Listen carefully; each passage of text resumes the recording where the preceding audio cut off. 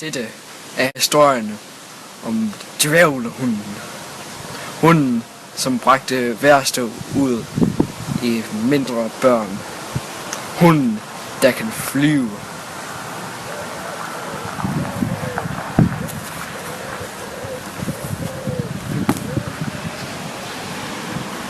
Ja, som du kan se, han er godt flyve. Hunden, som fik børn til at gøre det mest utænkelige ting. Hej, Benny. Hvad siger du, Benny? Ja.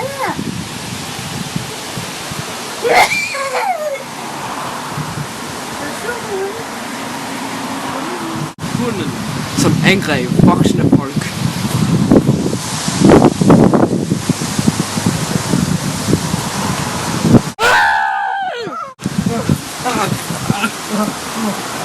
Hunden, som gjorde børn til monstre. Hej, lille hundemand. Godt, du lige blev lidt til.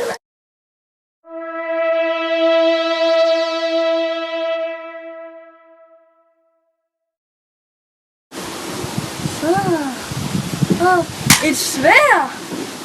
Et sværd, ja. Det kan man da godt bruge. Nu er også på min fuglunge.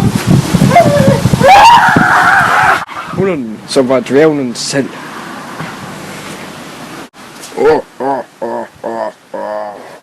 Heldigvis fik vi et interview med dværghunden her. Dværghunden, hvorfor gør du sådan noget ting her? Fordi jeg kan. Meget godt svar. Hvad fik dig i gang til at gøre sådan nogle ting? Jeg så et fantastisk tv-program med hjerneredning på små børn og Star Wars-filmene. Interessant. Gør du noget andet i dit liv end overtage sådan noget på en hjerne? Så brænder jeg en masse mennesker i helvede.